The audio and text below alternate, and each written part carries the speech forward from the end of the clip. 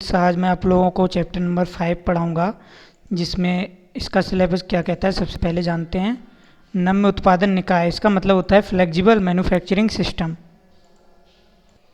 तो flexible manufacturing जो आप लोगों का होता है, फ्लेक्सिबल मैन्युफैक्चरिंग में हम क्या करते हैं कि जैसे मान लो अगर कोई भी मशीन है, अगर वो 4x4x4 का प्रोडक्ट बना रही है, ठीक, ये मान लिया मैंने 4x4 का प्रोडक्ट है, ठीक, लेकिन अगर हमें 5x5 का इससे बड़ा प्रोडक्ट बनाना है, ठीक, या फिर हमें इससे छोटा प्रोडक्ट बनाना है, ठीक है, तो जो फिक्स मशीन होगी ना, फिक्स मैन्युफैक्चरिंग, तो फिक्स मैन्युफैक्चरिंग केवल फिक्स प्रोडक्ट ही बनाएगी, चाहे वो 4x4 हो, चाहे वो 5x5 हो या 3x3 हो। लेकिन जो फ्लेक्सिबल मशीन होगी, फ्लेक्सिबल मशीन का मतलब होता है कि वो 4x4 भी प्रोडक्ट बना सकती है, 3x3 भी बना सकती है, 5x5 भी बना सकती है, ठीक है। तो इसी को हम फ्लेक्सिबल मैन्युफैक्चरिंग बोलते हैं। जैसे कि इसमें भी बताया गया है कि it is a group of machine tools, mostly numerical control and computer numerical control machine tools, interconnected by the means of an automated material handling and storage system, and this system is controlled by a computer। Simple सी बात होती है कि ये एक ऐसा निकाय होता है फ्लेक्सिबल मैन्युफैक्चरिंग सिस्टम, ठीक है, जो कि भंडारण से जुड़ा रहता है और जिसे कंप्यूटर के द्वारा ऑपरेट किया जाता है, ठीक। लेकिन जो इसकी मेन चीज़ है वो ये है कि एक निकाय एक साथ कई पार्ट बनाने में सक्षम होता है। फ्लेक्सिबिलिटी मतलब जो एक मशीन है वो कई पार्ट भी बना सके। पार्ट की विशिष्टियाँ व डिजाइन भिन्न भिन्न होती हैं। जैसे मैंने बोला ना कि अगर एक मान लो 4x4 का है तो दूसरा ये 5x5 का भी बना सकता है, तभी ये फ्लेक्सिबल मैन्युफैक्चरिंग होगी। अगर मशीन में नम्यता नहीं होगी, मशीन फ्लेक्सिबिलिटी, तो मशीन फ्लेक्सिबिलिटी की अगर हम बात करें कि मशीन फ्लेक्सिबिलिटी की बात वही होती है कि अगर जैसे मान लो कोई भी मशीन अगर हमारी 5x5 का बना रही है कोई भी ऑब्जेक्ट, तो वो 4x4 की भी बना सकती है, तो उसे हम बोलेंगे फ्लेक्सिबल मशीन। और फिक्स्ड मशीन क्या होती है? फिक्स्ड मशीन का मतलब होता है कि जो प्रोडक्ट हम वहाँ से बना रहे हैं, ठीक है, तो वो सिंपली जैसे मान लो अगर हमें कोई भी बोतल अगर डिजाइन कर रहे हैं तो अगर वो एक ही साइज का, सेम साइज का ही बनाएगा। मतलब कि फ्लेक्सिबल मशीनरी क्या हुई, ये सिस्टम की क्षमता को कवर करता है जिसके अंतर्गत नए उत्पाद का उत्पादन सक्रिया में कम परिवर्तन तथा संक्रियाओं में परिवर्तन आता है। यह मशीन तथा टूल दोनों के संदर्भ में होता है, ठीक। तो इसमें जो डेफिनेशन लिखी है मैं उससे थोड़ा सा डिफरेंट लग रहा है कि बता रहा हूँ, लेकिन नहीं, मतलब कि जो मैं बता रहा हूँ that is accurate definition of machine flexibility means that when A machine can produce number of product, right, whether we can change the dimension of product, then only it is called flexible machine। मतलब कि जब कोई machine या फिर जब किसी machine के अंतर्गत नए उत्पादन, ठीक है, नए उत्पाद विभिन्न डायमेंशन के बनाए जाएं, विभिन्न डायमेंशन के बनाए जा सकें, तो हम उन्हें बोलते हैं मशीन फ्लेक्सिबिलिटी या फ्लेक्सिबल मशीन, ठीक। अब रूटिंग फ्लेक्सिबिलिटी क्या होती है? मतलब कि जो रास्ता है मशीन ले जाने के लिए लागू करने का, ठीक है, जहाँ से जैसे मान लो एक मशीन से दूसरे मशीन तक हम मटेरियल को ट्रांसफ़र करते हैं, तो वो मटेरियल ट्रांसफ़र करने में भी नम्यता होनी चाहिए कि बड़ा प्रोडक्ट भी आगे जा सके और पीछे आ सके। यह किसी मशीन को यह नम्यता देता है कि वह एक साथ किसी पार्ट पर संक्रियाओं को संपन्न कर सके, साथ ही निकाय के आयतन क्षमता को भी नम्यता प्रदान करता है। रूटिंग नम्यता मतलब अगर मशीन के अंदर की बात करें तो ये मशीन को एक क्षमता देता है कि वो मतलब कि इतनी लचीली रह सके कि वो किसी भी पार्ट को आसानी से बना सके, ठीक है। फ्लेक्सिबल मैन्युफैक्चरिंग सिस्टम को लागू करने के लिए इस्तेमाल की जाने वाली मशीन सेल प्रकारों में सबसे स्वचालित एवं तकनीकी रूप से परिष्कृत, तो ये सब आप लोगों को फालतू की चीज़ नहीं पढ़नी है, ठीक है। आपको केवल ये रखना है कि जो रूट होता है, ठीक है। उसके बाद नेक्स्ट हम बात कर रहे थे कि जो एफएमएस है, फ्लेक्सिबल मैन्युफैक्चरिंग सिस्टम है, ठीक है, इसके क्या क्या अवयव होते हैं। तो अवयव में हम बात करें तो रोबोटिक, कंप्यूटर नियंत्रित मशीन मतलब कि सीएनसी, संख्यात्मक नियंत्रित मशीन मतलब कि numerical control NC machine, instrument उपकरण, ठीक है, कंप्यूटर, सेंसर, अन्य अवयव, ठीक। यानी कि मशीन जो हमारी होती है फ्लेक्सिबल मैन्युफैक्चरिंग होती है उसमें ये सारे एलिमेंट यूज किए जाते हैं, इतने अवयव यूज किए जाते हैं, ठीक है। तो ये आप लोगों को बस याद रखना है। याद क्या, ज़्यादातर चीज़ें याद ही होती हैं, सीएनसी, ठीक है, एनसी, रोबोट, इंस्ट्रूमेंट उपकरण, कंप्यूटर, सेंसर, ठीक है, और अदर इक्विपमेंट जो भी यूज किए जाते हैं, ठीक। तो इसमें क्या होता है कि जैसे मान लो पूरे विश्व में अगर हम बात करें कि जो मैन्युफैक्चरिंग कंडीशन है इस टाइम, तो वो हमारी 2-3 तरीके से चल रही है। जैसे मान लो रोबोटिक का हम प्रयोग इसलिए करते हैं ताकि हमें सटीक एकदम एग्जैक्ट जो क्वालिटी हमें चाहिए वो मिल जाए, ठीक।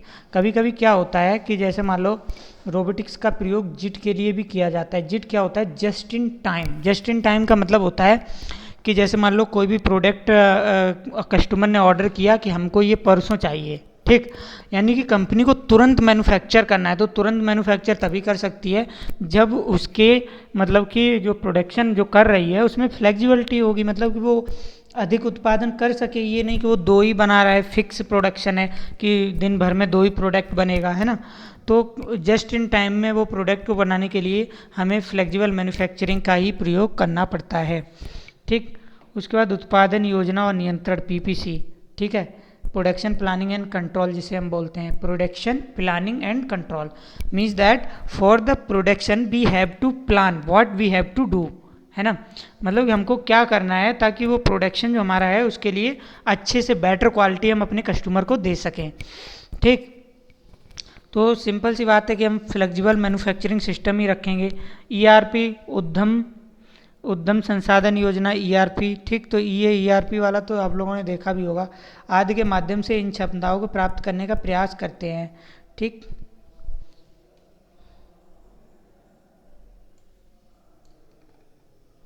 उसके बाद हम बात करें नम्यता एवं उसके प्रकार, ठीक है। फ्लेक्सिबिलिटी तो आप जानते ही हो, फ्लेक्सिबिलिटी को हम एक तरीके से लचीलापन बोलते हैं। लचीलापन एक विशेषता है जो एक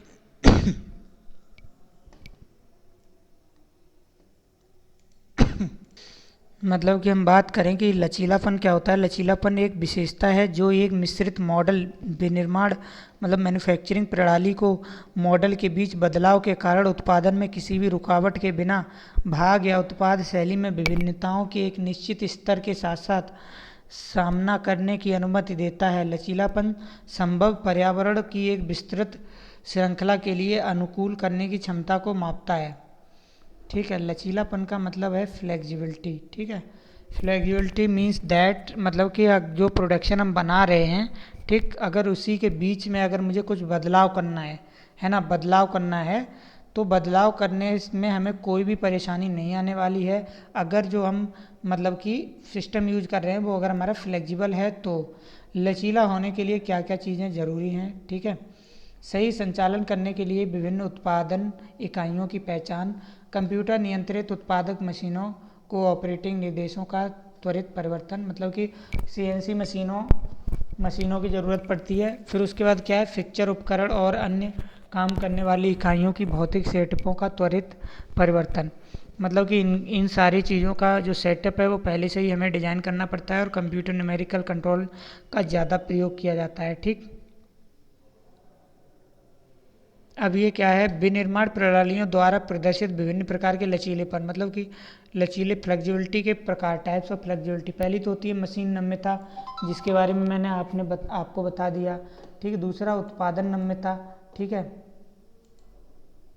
तो मशीन नम्यता के बारे में मैंने आप लोगों को बता दिया है। सिस्टम में दिए गए मशीन को उत्पादन संचालन और भाग शैलियों की एक विस्तृत श्रृंखला के लिए अनुकूलित करने की क्षमता है, ठीक है। संचालन और भाग शैलियों की सीमा जितनी अधिक हो मशीन लचीलापन उतना ही अधिक होगा, मतलब कि जो मशीन है उसको संचालन करने के लिए उसमें जितने भाग अधिक हों, ठीक है। जैसे कि मान लो मशीन के लचीलेपन विभिन्न कारक, मतलब कि सेटअप या बदलाव का समय आसानी से सेटअप किया जा सके, ठीक है। उसके बाद आसानी से किस किस प्रोग्राम को मशीनों में डाउनलोड किया जा सकता है, ठीक है। मतलब कि एक ही मशीन में 2-3 प्रोग्राम आसानी से दे सकते हैं। मशीनों की उपकरण भंडारण क्षमता, ठीक है, वो भी ठीक होनी चाहिए, मतलब भंडारण क्षमता भी इसकी सही होनी चाहिए। उत्पादन नम्यता किन कारणों पर निर्भर करती है, अलग अलग स्टेशनों की मशीनों में लचीलापन हो, सिस्टम में सभी स्टेशनों की मशीनें लचीलीपन की सीमा मतलब कि सिस्टम के अंदर उत्पादन में, मतलब प्रोडक्शन में कब आएगी फ्लेक्सिबिलिटी, जब मशीनें पूरी फ्लेक्सिबल होंगी, वहाँ पे काम करने वाले वर्कर पूरे फ्लेक्सिबल होंगे। ठीक है, तो ये सारी कहीं ना कहीं डिपेंड करती हैं उत्पादन नम्यता पे। उसके बाद हम बात करें कि मिश्रित नम्यता जो हमारी होती है, ये कुल मिला के जो भी हम काम कर रहे हैं, ठीक है, जैसे मशीन में लचीलापन, प्रोडक्शन में लचीलापन, वर्कर में लचीलापन, सबको मिला करके हमारी मिश्रित नम्यता बनती है। मिश्रण में भागों की समानता, मशीन का लचीलापन, उत्पादित भागों की सापेक्षिक कार्य सामग्री या समय। ठीक, और उत्पाद नम्यता क्या होती है, प्रोडक्ट, मतलब कि अब हम जो प्रोडक्ट बना रहे हैं वो भी नम्य होना चाहिए। जैसे मान लो बदलते बाजार की आवश्यकताओं, ठीक, जैसे मान लो हम मोबाइल बना रहे हैं जिसमें 4 GB रैम है, ठीक, लेकिन बाज़ार में फिर क्या 4 GB वाला सेट बिकना बंद हो गया तो उन्हें 6 GB वाला चाहिए। तो हम क्या करेंगे कि वो मोबाइल ऐसा डिज़ाइन करेंगे कि हम जब वो प्रोडक्ट हमारे पास वापस आए कस्टमर से तो हम उसमें आराम से 2 GB बढ़ा सकें और वो पुरानी मेमोरी उसमें से रिप्लेस कर सकें। तो उसे हम उत्पाद में नम्यता कहते हैं। ठीक, उसके बाद हम रूटिंग में नम्यता की बात करें, जैसे मान लो रूटिंग का मतलब जो मशीन को कार्यशैली को बढ़ावा दे। ठीक है, जैसे किसी विशेष स्टेशन पर उपकरण के टूटने, उपकरण के विफल होने की अन्य रुकावटों के मामले में वैकल्पिक कार्य केंद्र भागों का उत्पादन करने की क्षमता के रूप में परिभाषित कर सकते हैं।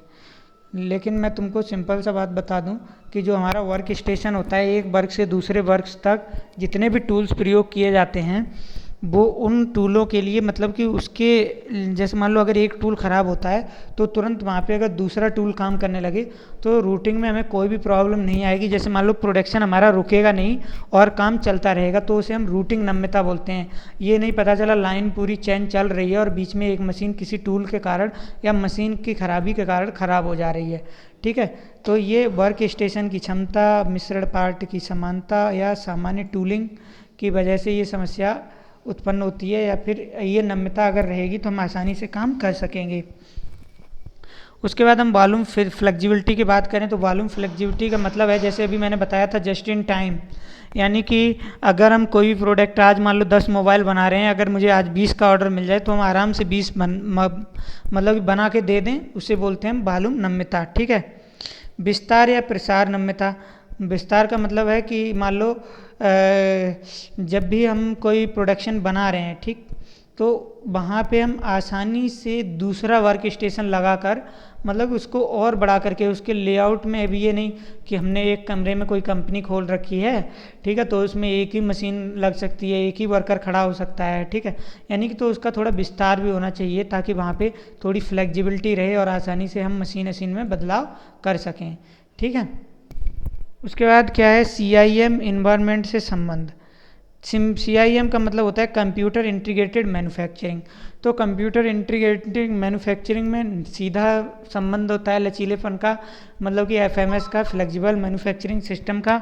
अगर मान लो जो हमारा मैन्युफैक्चरिंग सिस्टम है वो अगर लचीला ना हो तो CIM वहाँ पे अगर हमारा लगा भी रहेगा तो हम उतना अच्छा रिस्पॉन्स नहीं दे पाएंगे अपने कस्टमर को।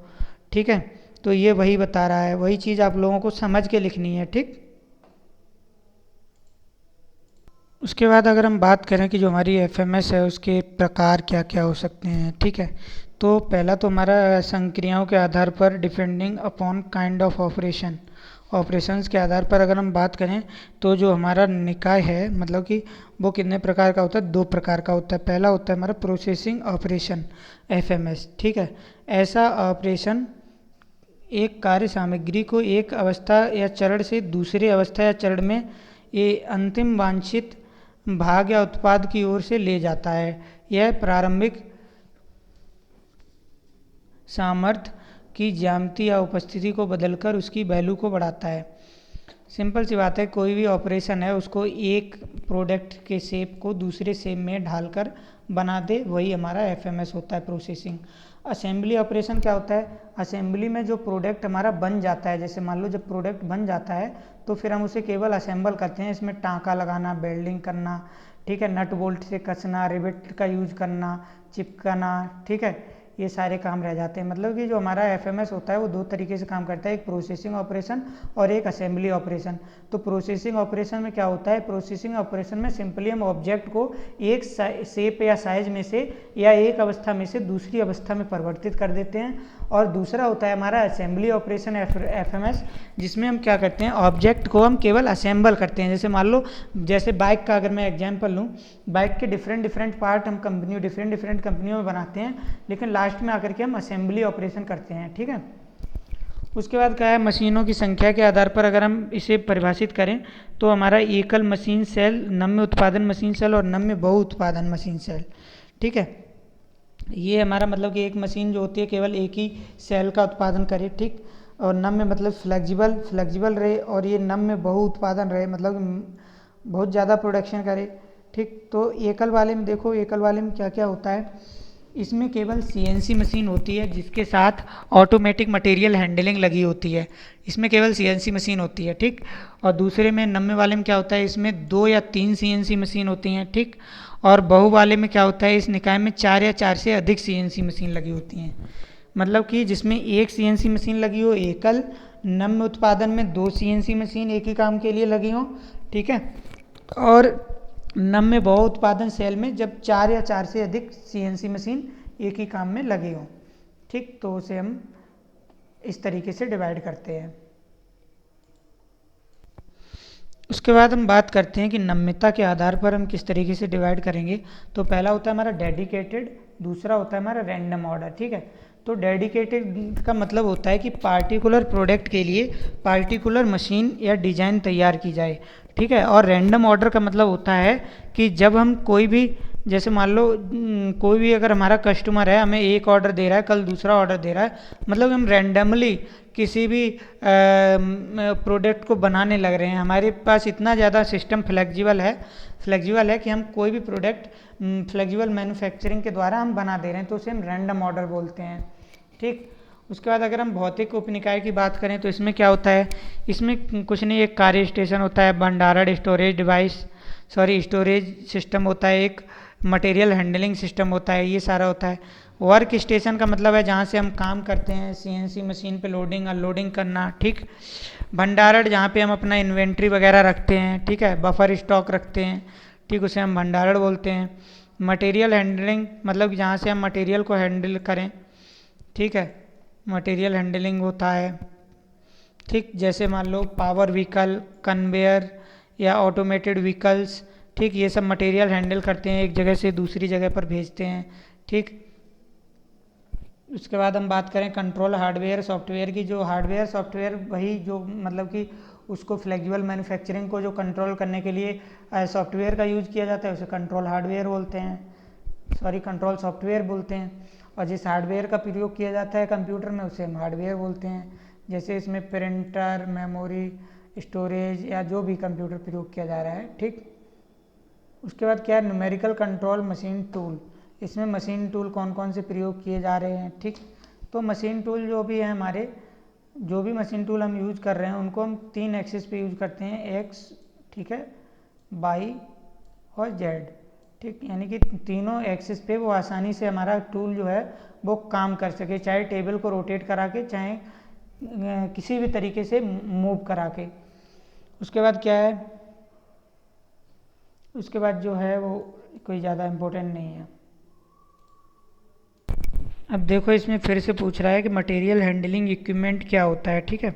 यहाँ पर तो सिंपल सा मैंने एक बार बता दिया कि मटेरियल हैंडलिंग इक्विपमेंट वही होते हैं जैसे रोबोट हुआ, कन्वेयर हुआ। ठीक है। जिनसे हम मटेरियल को एक स्थान से दूसरे स्थान पर ले जाते हैं। इंस्पेक्शन इक्विपमेंट क्या होते हैं, इंस्पेक्शन इक्विपमेंट जैसे गेज वगैरह। ठीक है। वो सारे जो मापने के लिए हम प्रयोग किए जाते हैं, जो फाइनल इंस्पेक्शन पे मापने के लिए प्रयोग किया जाते हैं, जिससे हम लंबाई, चौड़ाई, मोटाई, ये सारी चीज़ें हम बने हुए प्रोडक्ट की मेजर करें। ठीक। उसके बाद अन्य उपकरण में जो भी उपकरण वहाँ पे बचे होते हैं। ठीक है। जैसे मान लो हमें कोई भी प्रोडक्ट होता है, अगर उसमें करोजन आ जाता है तो करोजन छुटाने के लिए, ठीक है, मफल का प्रयोग करते। अरे बहुत सारी मशीन्स होती हैं जिनका हम प्रयोग करते हैं। ठीक है। साफ़ सफाई करने के लिए। ठीक। वो अदर उपकरण आते हैं। मशीन लोडिंग की अगर हम बात करें, मशीन लोडिंग, तो मशीन को लोड और अनलोड करने के लिए पहले तो मशीन लोड हम कंप्यूटर के द्वारा भी कर सकते हैं। जैसे वहाँ पे अगर हम कोई अपना क्या बोलते हैं उसको, वर्कर खड़ा कर दें, ठीक है, वर्कर अगर एम्प्लॉय वहाँ पे खड़ा कर दें, जो खड़ा रहेगा वो मशीन को लोड और अनलोड करने का काम करता है, ठीक है। अगर हमारा फ्लेक्सिबल मैन्युफैक्चरिंग सिस्टम है तो वहाँ पे हम रोबोटिक सिस्टम का भी प्रयोग करते हैं, ठीक। तो इसमें जो लिखा है वो तुम लोगों को समझ में नहीं आ रहा होगा, लेकिन कोई दिक्कत नहीं है, ठीक है। सिंपल सी बात है, जो मशीन चलाने वाला होता है उसे हम पायलट सिस्टम बोलते हैं, ठीक है, जो लोड या अनलोड करता है, ठीक। इतना तो समझ में आ ही रहा होगा, ठीक। तो ये हमारे फ्लेक्सिबल मैन्युफैक्चरिंग सिस्टम के तहत आता है। उसके बाद हम बात करें शेड्यूलिंग की, ठीक। तो मशीन की जो शेड्यूलिंग होती है वो प्रोग्राम के अंदर ही होती है, और मतलब कि उसके लिए हम गैंट चार्ट भी तैयार करते हैं कि हमारा जो मतलब कि जैसे ये चार्ट है, ठीक, ये हमारा चार्ट बना हुआ है, और इसमें मान लो ये हमारी जॉब है, job number 1, job number 2, job number 3, job number 4, और ये स्टेशन है यहाँ पे 4। तो इस स्टेशन पे पहली जॉब कितनी बनी, 2। इस स्टेशन पे पहली जॉब दूसरी जॉब कितनी बनी, इतनी। इस स्टेशन पे जॉब कितनी बनी, 1.5। इस पे कितनी बनी, इसी तरीके से चौथे वाले स्टेशन पे यहाँ पे कितनी जॉब बनी, 0.5। तो इस तरीके से हमें पता चलता है कि हमने जो शेड्यूल बना रखा है कि चौथे वाले स्टेशन को 4 वाली जॉब कितनी बनानी है, इतनी। इस बार दूसरे वाले स्टेशन को दूसरी वाली जॉब कितनी बनानी है, 3, ठीक है। तीसरे वाले स्टेशन को तीसरी वाली जॉब कितनी बनानी है, 5। तो इन्होंने एक शेड्यूल बना देते हैं कंपनी के अंदर, ताकि जो हमारा शेड्यूलिंग है वो आसानी से वर्क कर सके। इसको पूरा बना के लिखना है, बहुत सिंपल है, ठीक। मतलब कि हम इस तरीके का पैटर्न तैयार कर लेते हैं, उदाहरण में ये बना के बता देना है, ठीक। उदाहरण में ये चित्र बना करके बता देना है, इसे हम गैंट चार्ट बोलते हैं, ठीक।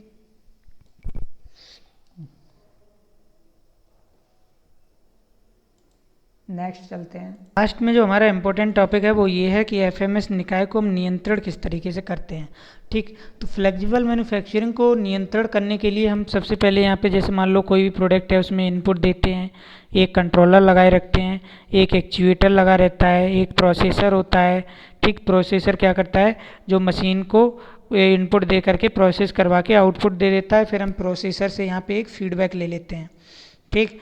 यही चीज़ हमें इसमें लिखनी भी है कि हम खुले लूप या बंद लूप का प्रयोग करते हैं इसके लिए, इसको कंट्रोल करने के लिए, ताकि हम अपने कस्टमर को बेटर फैसिलिटीज़ दे सकें कि जो हम प्रोडक्ट बना रहे हैं वो according to the need of customer है, मतलब कि कस्टमर की आवश्यकता के अनुसार है, ठीक है।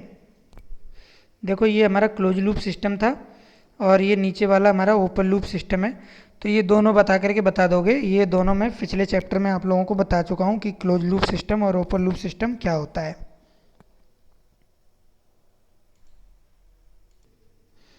नेक्स्ट अगर हम बात करें कि रिसेंट ट्रेंड में क्या क्या चल रहा है, रिसेंट मतलब कि रिसेंट में जो हमारी फ्लेक्सिबल मैन्युफैक्चरिंग है वो उसमें क्या क्या चल रहा है, तो नंबर 1 हमारा चल रहा है उत्पादन नियोजन एवं नियंत्रण, ठीक है, प्रोडक्शन प्लानिंग एंड कंट्रोल। दूसरा हमारा क्या चल रहा है, मास्टर उत्पादन अनुसूची, ठीक है। उसके बाद क्या चल रहा है, पदार्थ आवश्यकता नियोजन, ठीक। सिंपल सी बात है कि जो पदार्थ आवश्यकता नियोजन ये है कि हम सबसे पहले मार्केट सर्वे कराते हैं, मार्केट में जाकर के हम पता करते हैं कि हमारे कस्टमर को क्या पसंद है, ठीक। तो जो कस्टमर को पसंद होता है इसे हम एमपीएस बोलते हैं, ठीक है। ये इसे हम क्या बोलते हैं, एमपीएस सिस्टम, ठीक। तो हम सर्वे करते हैं इसके लिए, जो अब हम सर्वे करेंगे तो जो कस्टमर को ज़्यादा चाहिए रहेगा, ठीक है, तो हम उसका ही मैन्युफैक्चरिंग करेंगे। जस्ट इन टाइम में क्या होता है, जिट में ये होता है कि जैसे मान लो कस्टमर हमें कल ही डिमांड दे दिया कि हमको इतना प्रोडक्ट चाहिए, तो परसों उसको बन करके वो देना होगा। इसके लिए हमें फ्लेक्सिबल मैन्युफैक्चरिंग सिस्टम की ज़रूरत पड़ती है, ठीक। और इसकी हानियाँ अगर हम बताएं, विनिर्माण संयोजन, ये सारी चीज़ें तुम लोग जानते हो, ठीक है, सिंपल है, पढ़ लो। उसके बाद एफएमएस के लाभ एवं हानियाँ की मैं बात करूँ तो लाभ इसके ये हैं कि सारा काम जल्दी हो जाता है, मानव श्रम कम लगता है, भंडारण में कमी आती है, ऑटोमेटिक होने के कारण गुणवत्ता उच्च होती है, आउटपुट लागत कम होती है, ठीक है। उसके बाद पूंजी की बचत होती है। हानियाँ ये है, प्रारंभिक लागत बहुत ज़्यादा होती है क्योंकि पूरा ऑटोमेशन करना रहता है। अनुरक्षण लागत उच्च होती है, मतलब पैसा बहुत अधिक खर्चा होता है इसमें। और तकनीकी खराबी बहुत ज़्यादा आती हैं, ठीक है, जिनका अगर ख़राब हो जाएगी तो जल्दी ठीक भी नहीं होती हैं। तो ये था तुम लोगों का चैप्टर नंबर 4 और 5। तो तुम लोगों को समझ में आ गया होगा। अगर कोई क्वेश्चन है तो मुझसे पूछिए बेखटक, मैं आप लोगों के क्वेश्चन का जवाब दूंगा।